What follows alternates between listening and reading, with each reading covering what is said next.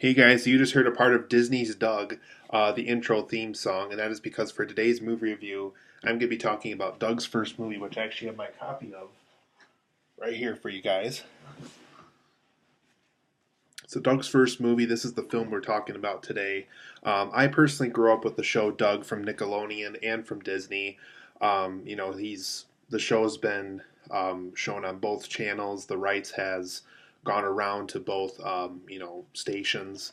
But yeah, I did grow up with Doug, more so the Nickelodeon one than the Disney one. And for years and years, I've been, meaning to watch this movie. It's the feature film adaptation of the TV show. Um, yeah, it's just one of those films where I just never really got around to seeing it until recently. And so I finally got around to doing that. So once again, there's Doug's first movie right there. So in this movie, you guys, Doug and Skeeter are always looking around for this monster that I think is called the the Lucky Duck Monster, Lucky Duck Lake Monster, or something like that. And so basically, they're looking around for this monster. At first, they're really don't have a lot of luck. They're really not finding this monster. And so one day, Doug is offered to help out with this Valentine's Day dance, and he kind of views this as his opportunity to get a date with Patty Mayonnaise, who was kind of the universal love interest of the show from the day the show started to the day the show ended. Both on Nickelodeon and Disney, he's always wanted this love interest at this school that he goes to. So he views kind of being a part of getting this dance up and going, being a part of the committee that helps get the dance set up and everything.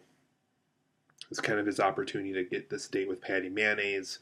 And so obviously this whole thing with the monsters going on, they actually do find this monster, and so they have to figure out how they can hide it, what kind of publicity they want out of this. Who exactly are they going to go to get publicity for this monster that they found? Since this monster is more so innocent than frightening, more so trying to learn about people more so than hurting anybody. So the Doug and Skeeter have to figure out what exactly they want out of this monster. What did they want in the first place? What kind of attention did they want? How did that contribute to Doug trying to win a date with Patty Mayonnaise and so forth? So throughout the course of the movie, they had to figure out what exactly they're going to do with this monster that they've been looking for a long time, and like I said, what kind of publicity that they want out of it. And Doug has to figure out just how important this date is with Patty Mayonnaise at this dance, and how important this monster situation is to make sure that this monster doesn't get into the wrong hands if the wrong person finds out about it. So overall, guys, I enjoyed Doug's first movie a lot. Definitely a film where I think I admired it more because I had such an appreciation for the TV show.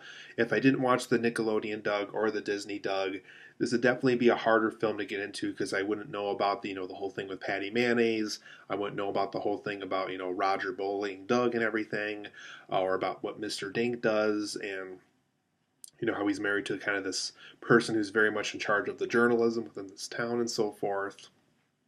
There's a lot of things about Doug's first movie that I went into knowing a lot about Doug to begin with, to kind of just really appreciate it for what it was, since I knew a lot from the TV show and so forth. So, for my positives and negatives of Doug's first movie, I liked how this was very much in the spirit of the TV show. They definitely brought back how the whole, Nickelodeon and Disney's special touch that they brought with Doug, and kind of how people loved it for so many years, and kind of how Doug, in a way, still kind of has a cult following and so forth. How when people look back at their favorite Nickelodeon shows and remember that one, I think that really just goes to show how special this show was for a lot of people. So it definitely brought back that special spirit that the Doug TV show had. This movie also features almost all the characters from the show as well. If you remember Doug and Skeeter and Patty Mayonnaise and Roger and Mr. Dink and everything, all those characters, all of them are in this movie, and they're all featured in a way that's very appropriate for the story that they go for. So very happy with that all these characters did come back to make it into the movie. I also like that this is more of a unique sci-fi kind of route for us. Doug's story, most Doug's stories are more so about just everyday life stuff, things going on in school, things going on in his home, things going on in maybe he goes on a road trip with his family or something like that. So I did like how this is more so about this monster that they found out about, and kind of how if they did find this, what exactly they could do with this monster and get the certain kind of publicity out of it and so forth. So I liked that whole unique sci-fi route that they went with for a Doug story. I also liked how heartwarming and fun this film felt. It just felt very kind and nice and inviting to its viewers, just like the TV show did, both the Nickelodeon and the Disney version. So I just liked how warm and good this film made me feel, because I think the TV show had that type of feeling as well. Another positive I have for this movie was I liked how all the life in school scenarios from the show definitely made it into the movie. Obviously, they're not as emphasized as the TV shows, because the TV show would have certain episodes strictly based on those things that Doug encounters. But I did like how they made it their way into the movie. And it wasn't just about this whole thing with this monster from the lake and everything. That there still was that whole life in school scenario, and how doing the right thing will always help you win in the end, and all that kind of stuff too. But for my negatives of Doug's first movie, I did feel that even for a movie standard, it felt very overly fantasized to be a Doug story. Obviously in the show, he would, stop and daydream about something that he wish he was doing with a certain character, as, Quail Man or Race Canyon, or all these fantasies that he had throughout the show. But I feel like in this movie they kind of over fantasize them. Whenever he does kind of have this daydream, they almost kind of go on for too long at times. So I really feel like that because it was a movie, they felt like they had more time to do certain things. And unfortunately, one of those things felt like they had to over fantasize certain things on the Doug TV show that normally didn't happen as much as they emphasized those. So I thought that part of it was just not as handled as well as the TV show used to handle it.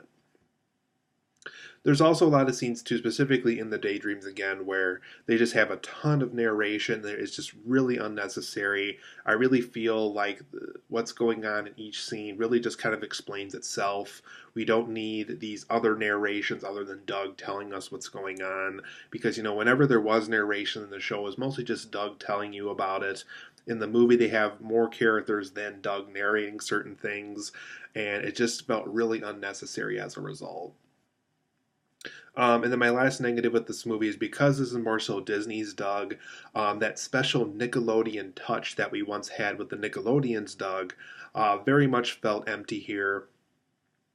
And that's kind of the problem I had with Disney's Doug as well. I thought that the things that once made the Nickelodeon version of Doug more funny and more daring and more willing to take risks with certain things was kind of missing when Disney bought it.